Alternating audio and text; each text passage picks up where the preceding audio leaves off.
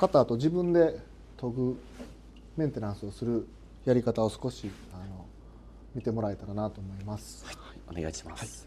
砥石ってこう使う前に水につけるんですけど、つけて中の空気を抜きます。この旋盤の砥石を僕が砥石屋さんと一緒に作らせてもらった砥石なんですけど、これからまず始めます。はい、旋盤で取るときは刃の方を押してもらうとここが沈みますので、例えばこれを平の方を押しますよね。こっちの胸の方を押すとこっちは浮いてしまうんです。刃がこれでは刃には当たらないので、刃の方を押す。だからこう勝手にあとはもうこの時に大事なのが、砥石と包丁と指が研ぎたいところにちゃんとあるっていう。例えばここを研ぐ時はこうで少しずらしてこう。絶対に砥石と包丁と指が一緒に、ここを研ぎたいのにここを持ってはダメです。ここを研ぎたい時はこう、これをちょっとずつこうスライドさせていきます。こういうふうにこれを何回か続けると裏にこうバリっていう引っかかりが出てくればまず OK です。こう研いでいくとこういうふうにこの色がこれ研ぎ汁っていうんですけど、こういうのが出てくるので、これはあんまり流さずにこう保ったままなるべく、だからあんまり水をそんなに使わなくても大丈夫です。一線板で研ぐときはもうベタです。この刃の方を押してもらえればここは浮くので、もうここの状態です。結構長くこの砥石は研げるので、研ぐ時の感触もすごく研いでもらえば分かるんですけどいいので、引っかかりが強いです。滑るとどうしても研ぎにくいんですけど、引っかかってくれるとやっぱ研いでいく感覚が指にも伝わってきますし、実際研げると思うので、そういうところは大事にしてますね。なるほど。でこの後にバリが取れたら一つこれも3000番の砥石なんですけど、これも実際にこのいろいろメーカーさんと配合して。そうです。これも同じです。同じように作ってもらって、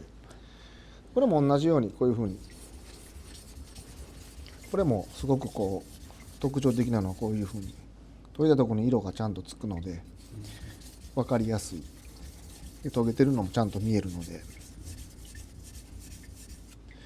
どうしてもこの旋盤で研ぐと表面の砥石目が粗くなるので、少しこういう3000番を当ててあげると表面の砥石目が柔らかくなります。3000番で研いだ後にどうしてもこの先が欠けやすくなるので、その時にこの3000番で僕はもうコバって言ってこうちょっと角度を上げて、大体何度ぐらいが45度とかな感じですから、あんまり角度立てると引っかかってしまうので、これが高い、もうちょっとこう寝かした感じで上げて、こういう風な感じで元から先へ向いて先をこう揃える、刃を揃える感じ、この角度でこう音も違うと思うんですけど、こういう感じです。旋盤だとちょっとこの粗いのでコバをつけると思ったよりこう刃が向こうへ折れてしまうので、次研ぐ時にちょっと時間がかかる。3000番はそんなに向こうに折れない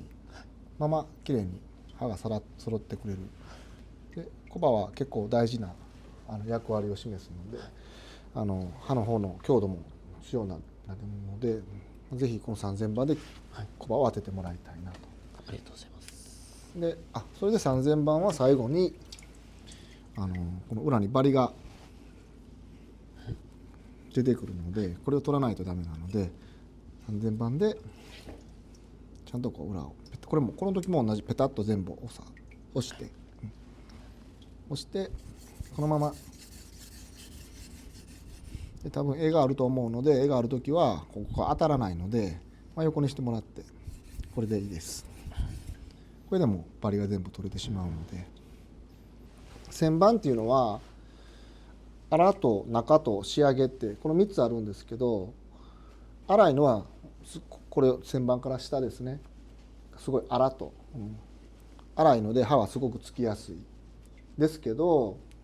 目がすごく残るっていう、で中とっていうジャンルがこの旋盤からです。旋盤から中とって入って中とで研ぐことがその何ていうんですかね、刃の表面の傷も結構少なめで、けどやっぱり粗いは粗いので、でも研ぐ分にはやっぱり中とで研ぐと早くなるべく刃がつかすためには中とで研ぐ。で中とで研いだままであったと目がちょっと粗いし、刃もつきっぱなしっていう状態に、強いか弱いかってちょっと弱い、刃先の方がちょっと弱くなってしまう、薄くなって刃先が薄くなりすぎてるんですか。なりすぎるので、まず3000番でまず表面の目の砥石の旋盤の砥石の目をまず3000番でちょっと滑らかにします。はい、滑らかにした後にこの先すごく薄くなってる先、こういう感じになってる先を少し揃えるためにコバをつけます。こういうふうに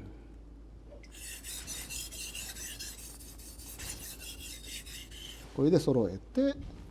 とはその言ったように裏を